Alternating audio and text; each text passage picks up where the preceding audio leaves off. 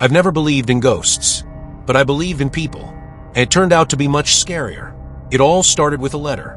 An envelope without a stamp, dropped in the mailbox. Inside is a key to a rusty lock and a photograph of the building with an inscription on the back. They are still there. Save them. I recognized the building immediately, the abandoned St. Mary's Hospital, which had been rumored since childhood. They said they treated hysteria with electric shocks, and those who could not stand the therapy were buried in the basements. But they were fairy tales. The real truth turned out to be worse. I took the camera and the flashlight and drove off. Not as a ghostbuster, but as a journalist. I wanted to dispel myths, write an article about how fear creates legends. The first thing that caught my eye was the door. Not just boarded up, but welded with steel plates, as if they were trying to lock something up forever. The key came out of the envelope. It smelled of mold and medicines.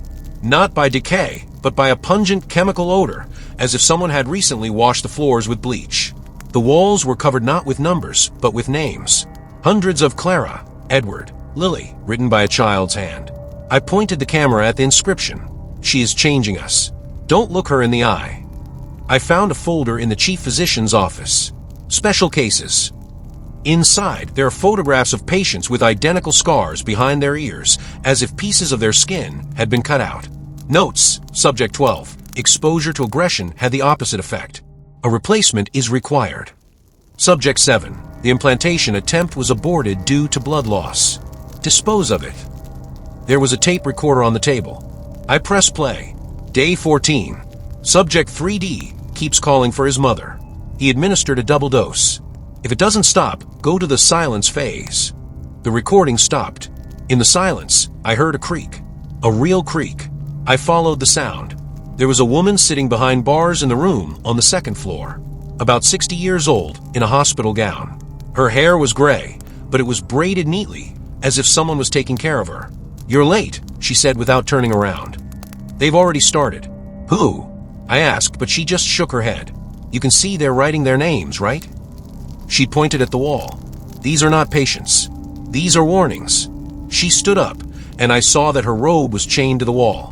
There is a spiked collar around his neck. "My name is Evelyn. I've been here since the children's wing was closed. They left us to become educational material." She said that the hospital had never been closed. It was moved underground, leaving the upper floors as bait for the curious. Those who go too far are repurposed.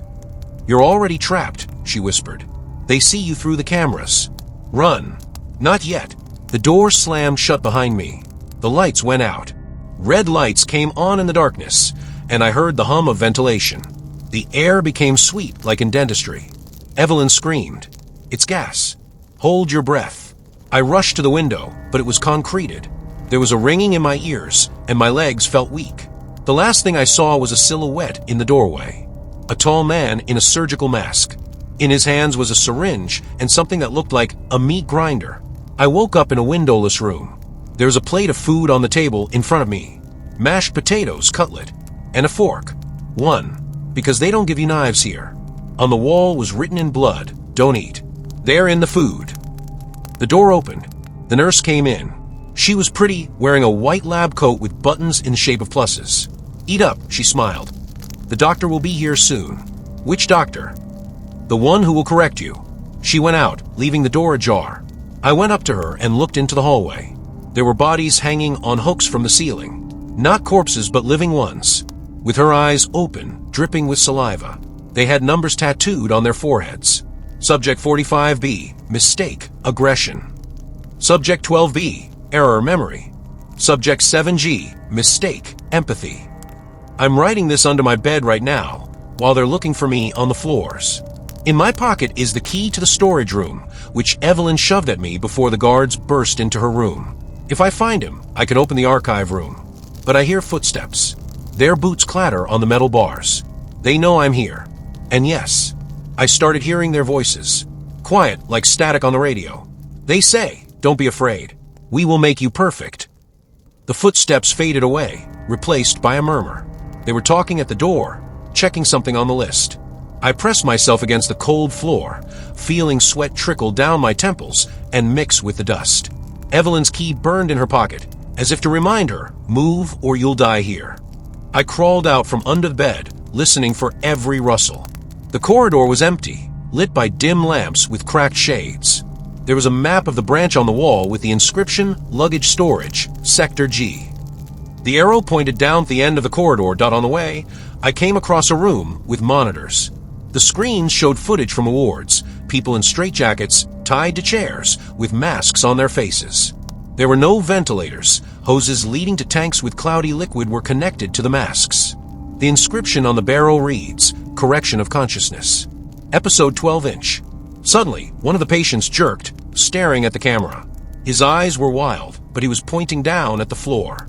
There's something there. I found a folder under the table. Protocols of Aversive Therapy. Inside there are before and after photos. A woman with curly hair turned into a bald woman with an empty look. Signed, Subject LK. Successful suppression of emotions. You shouldn't see this. A man's voice made me turn around. The doctor was standing in the doorway. Not wearing a mask, but wearing ordinary glasses with a beard like a university professor. I have a tablet with my vital signs in my hands. He smiled, showing teeth that were too white for this place. The world is sick with fear, aggression, and pity. We're fixing a marriage. I yanked the chair towards him and ran out before he came to his senses. The stairs led down into the darkness. The storage room turned out to be a cage with cells. Evelyn's key fitted number 313. Inside is a teddy bear with a severed head. Inside, instead of cotton wool, there are rolled-up papers. A letter from Evelyn. If you're reading this, I'm dead. They introduce nanorobots into the food. Those who resist are turned into organ donors. Run through the ventilation behind the morgue. There's a way out. Kill them all. Photo. Children in the hospital garden. They all wear the same dresses and shirts. On the back is first generation. Donors are perfect. A rumble behind him. They broke down the door. I reached into the vent, peeling the skin off the rusty edges. The exit led to the morgue. The refrigerators were empty, but there was a man's corpse on the table. His chest is open. His ribs are spread apart. There is a brand on the heart, defect compassion. The ventilation was wider here. I crawled toward the sound of the wind. The fresh air burned my lungs. There's a grate in front, and the night is behind it. I kicked it out and fell out. A meter away from the fence with a thorn. Fence. Beyond it is the forest. But when I turned around, the hospital building was gone. Just a field overgrown with weeds. Only the hatch below me was smoking like the entrance to hell. My phone buzzed in my pocket. Not mine. The one I picked up in the luggage room. Message, come back. Your wife wants to see you whole.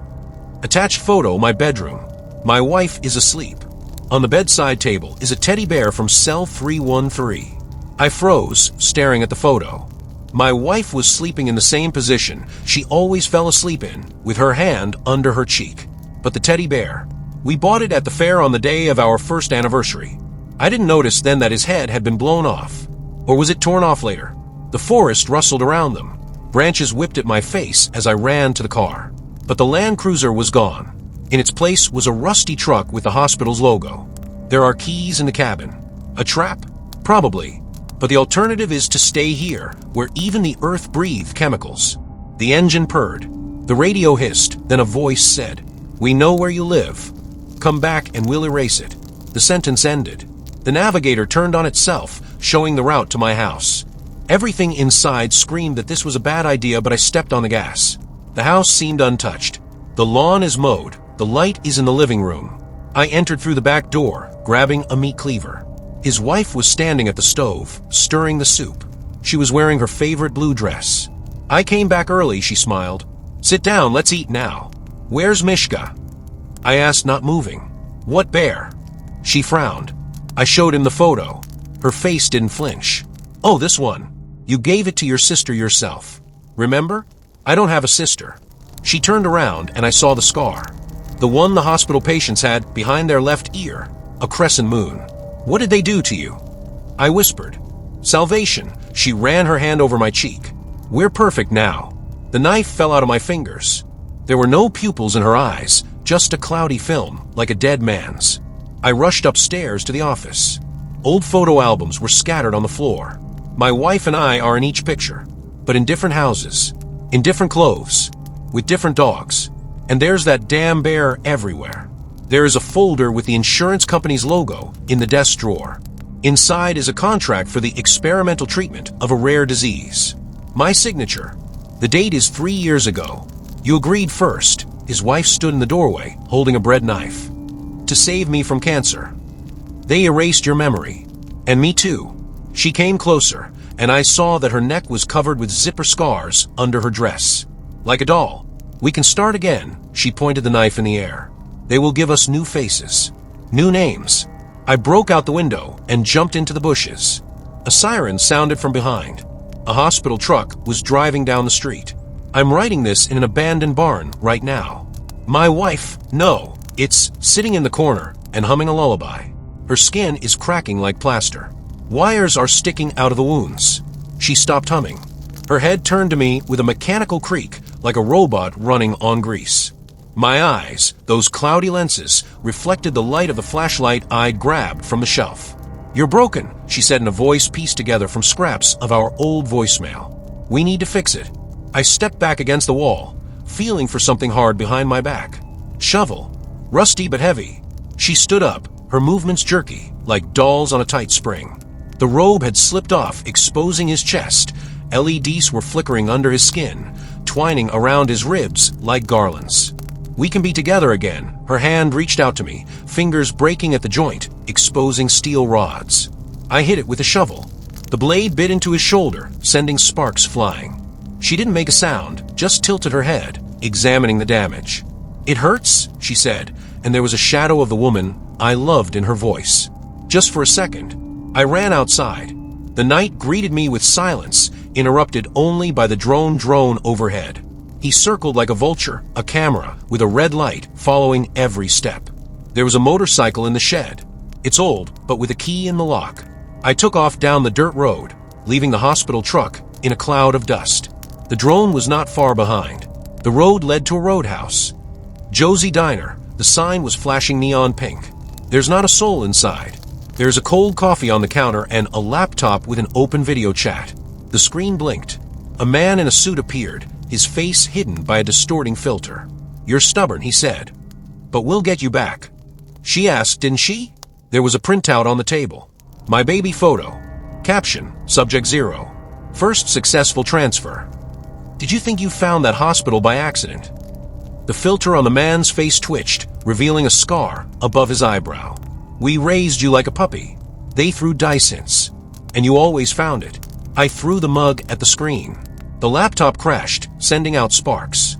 In the mirror behind the counter, I noticed movement. Her wife. Her hand with the gun was shaking like a beginner's. I'm sorry, she whispered in a human voice. I can't. Shot. The glass of the mirror shattered. The bullet penetrated the refrigerator behind me. She fell to her knees, clutching her head. Foam mixed with oil came out of the ears. Kill. Her, me. She managed before her eyes blurred again. I raised the gun. Her finger was already on the trigger. I'm going north now. In my pocket is her silver pendant, which she has been wearing since our first dates. There's a chip inside. The inscription, Series V. The return. There are black SUVs in the rearview mirror. They're not in a hurry. They know that I have nowhere to run. But I remember the forest. The one we went to on our honeymoon. There's a mine there. Deep.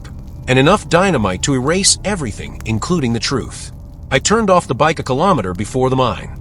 I had to walk, making my way through thickets of nettles, which burned my legs through torn jeans. The dynamite in my backpack weighed on my shoulders, but I couldn't throw it.